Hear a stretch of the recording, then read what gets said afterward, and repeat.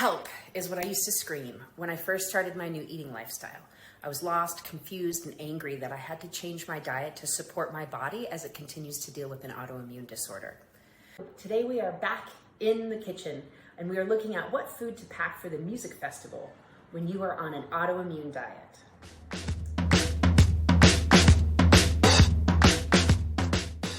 Some of my friends and family would pick on me for being so sensitive and not realizing the difficulty that my condition creates when my body deals with the sad, standard American diet.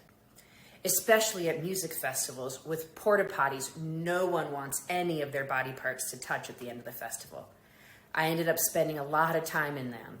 I'd be angry because I knew how to avoid this situation, but I had given into old habits, despair, and feelings of futility rather than choosing my own health. It took me years, but I started to figure out a system. I now have foods I take as staples and additions I use to enhance the limited choices I have at the food trucks and concessions. So here's a rundown of living with an autoimmune condition and eating well at your favorite festivals. First, think about the staples. You want good fats, proteins, and carbohydrate choices. Second, you want to know the rules of the event. Third, think light and packable. And fourth, food storage and safety. The first one you can address by watching some of my other videos about the food staples you should know about, or by doing some research in advance on the internet or through other protocols that work with your condition.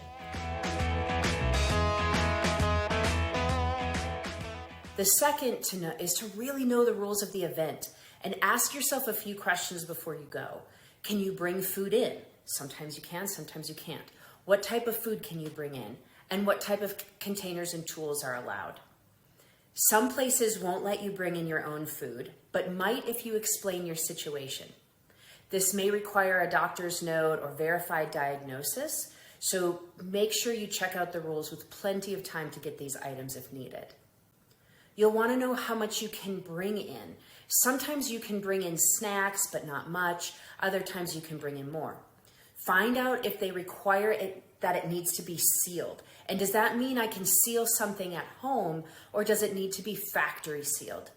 This might be the difference between throwing food out before you get through the gate and losing your favorite water bottle versus being able to have the foods and beverages that you need to feel your best for the whole show.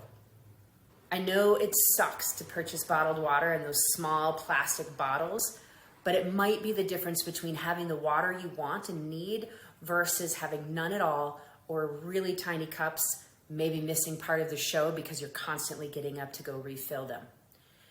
It can also be the difference between having a very small, expensive option versus bringing in your empty water bottle that you can then refill once you're inside the festival grounds.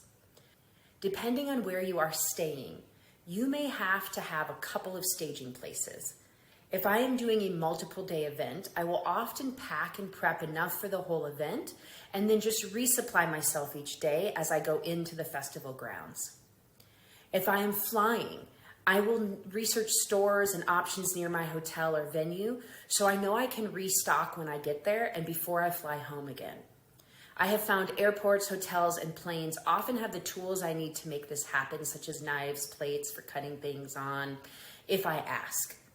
If I am camping or staying on site, I'll have my stash at my site and go back to eat a bigger meal and only bring the small stuff in to actually watch the shows.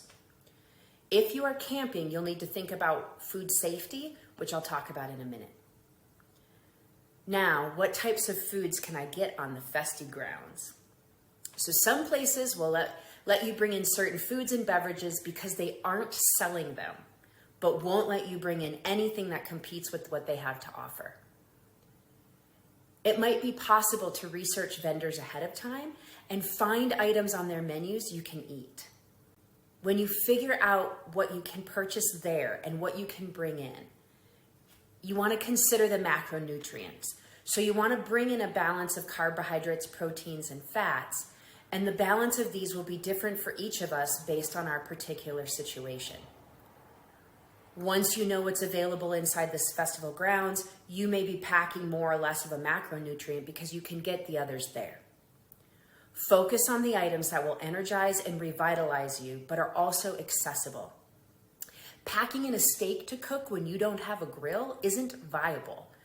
But can you make the steak ahead of time, slice it, and then bring it in your own packaging? Cut your veggies ahead of time and pack in reusable containers that might double for waste as you eat your stash. In addition to the food you want to bring in, how will you bring it in? What types of containers and tools are allowed in? Will they let you bring in a cooler, a backpack, a purse? Put stuff in the chair pockets you're carrying on site? Or can I only bring what I can bring in on my person? Can you bring in ice, or will you have access to ice throughout your festivals? The answer to these questions will determine what you bring and how much you can carry. Consider what utensils you need. I have a folding cutting board and a knife, not always allowed, so you might need to adapt. Do you need napkins, salt and pepper, and multi-purpose containers? I like to make my experience as comfortable and convenient as possible so I don't feel deprived. I find if I feel deprived, it leads me right to the big bucket of the fuckets. And the BFs lead me to disbanding my healthy habits and right to the porta potty line.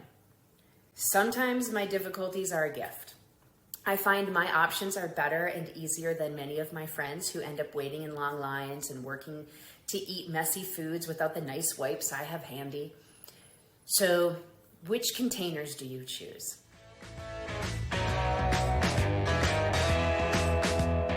The third is to think about packing light and packable. No matter what you bring and where you are going, we all know there will be lines, lots of them. Lines to park, lines to get through security, lines to find your seat, lines, lines, lines. What you don't want is to be weighted down while getting through these lines.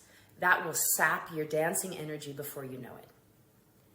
So consider what items you can get in single servings. I can pack my jar of nut butter, but I can also buy some single servings that are small and light to carry. I can make my own single servings for the day.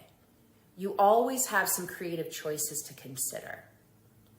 I usually cut up enough vegetables for a gallon bag or two, but I don't have to take the whole thing in the venue at once. Like I noted earlier, I might leave some at my base camp and refill as necessary. Consider how much you will really eat. I tend to overpack a bit because I know if I don't have enough, I will turn to the unhealthy options that are quick and easy.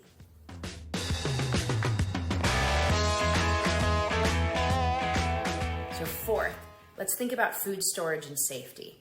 This is a big one. I don't want to spend all my time in the porta potty because I have eaten poor choices that don't agree with my particular condition, but I also don't want food poisoning. Another way to spend a lot of time in the porta potty, get yourself some food poisoning. As you are considering what items you want to bring, make sure you are aware of what your heat and chill options will be.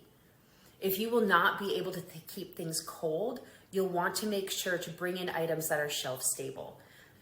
Fats are where we often get into trouble. Fats go rancid and they cause us issues when they aren't stored properly. The molecular structure breaks down and changes on us. If I won't be able to keep things cold, I often opt for nuts, seeds, dried meats, whole hearty fruits, and veggies. Most fruit and veggies, nut butters, crackers, chips, salsa, and fried chicken are a big win.